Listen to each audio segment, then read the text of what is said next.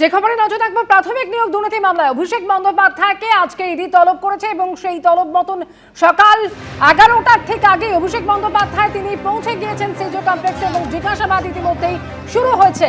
সকাল 11টার ঠিক আগে যখন অভিষেক বন্দ্যোপাধ্যায় সিজো কমপ্লেক্সে পৌঁছে যান, দেখতে পাচ্ছেন সেই সময়ের ছবি। তবে সাংবাদিকদের প্রশ্নের উত্তরে মুখ খোলেননি অভিষেক বন্দ্যোপাধ্যায়।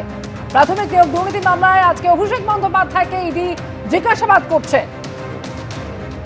আগে এই মামলায় অভিষেক বন্দ্যোপাধ্যায় তিনি জিজ্ঞাসাবাদের মুখোমুখি হয়েছিলেন এবং সেই সময় 5000 পাতার নথিও জমা দিয়েছিলেন। মনে করা হচ্ছে এর আগে জমা দেওয়া সেই সমস্ত নথিপত্র এবং সেই সমস্ত তথ্যের ভিত্তিতে আজকে অভিষেক বন্দ্যোপাধ্যায়কে জিজ্ঞাসাবাদ করা হতে পারে এবং ইতিমধ্যেই বেশ কিছু প্রশ্নের তালিকাও তৈরি করেছেন ইডির আধিকারিকরা।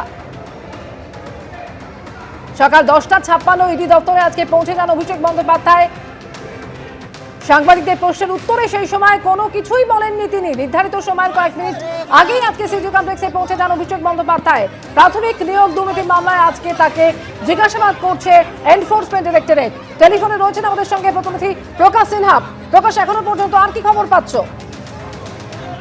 দেখো, তোমাকে বলে দিই, ইডি সূত্রের খবর ইতিমধ্যেই কিন্তু জিজ্ঞাসাবাদের প্রক্রিয়া শুরু হয়েছে এবং অভিষেক বন্দ্যোপাধ্যায় তিনি আসার পর তাকে যে নর্মাল ফর্মালিটি রয়েছে তাকে এন্ট্রি করতে হয়, তিনি কটা নাগাদ ঢুকছেন, তাকে সই করতে হয়, সেটা করার পর তার মোবাইল ফোন তার একজন ব্যক্তি তার সঙ্গে ভেতরে প্রবেশ করেছেন, তার হাতে দিয়ে তিনি ইন্টারোগেশন যে রুম যেখানে জিজ্ঞাসাবাদ করা হবে সেই রুমে পৌঁছে গেছেন। সেখানে ভিডিওগ্রাফির ব্যবস্থা আগে থেকেই করা হয়েছে এবং তোমাকে বলে দিই, 12 পাতার যে প্রশ্নের তালিকা সেই তালিকা রেডি ছিল আগে থেকেই।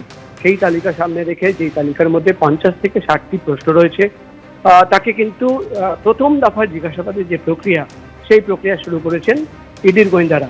যেটা ইডি সূত্রের খবর, প্রথমের দিকে তার কাছ থেকে এর আগে লিপস অ্যান্ড বাউন্সের সম্পত্তি 5000 পাতার যে নথি অভিষেক বন্দ্যোপাধ্যায় নিজেই জমা দিয়েছিলেন সেই নথি, এবং সেই নথি খতিয়ে দেখার পর মূলত যেটা ইডি সূত্রের খবর যে তারা দেখতে পাচ্ছেন যে সময়ে চাকরি বিক্রি হচ্ছে, চাকরি বিক্রি করে যে কোটি কোটি টাকা তোলা হচ্ছে, ঠিক সেই সময় কিন্তু সম্পত্তি বেড়ে যাচ্ছে, অর্থাৎ সম্পত্তি কেনা হচ্ছে, একাধিক কোম্পানিতে নগদ টাকা জমা পড়ছে। তাহলে কি চাকরি বিক্রির যে টাকা কালীঘাটের কাকু কুত্তার ঘোষের মাধ্যমে পৌঁছেছিল সেই টাকা দিয়ে সম্পত্তি কেনা হলো, নাকি সেই টাকাই নগদ টাকা অ্যাকাউন্টে জমা পড়লো?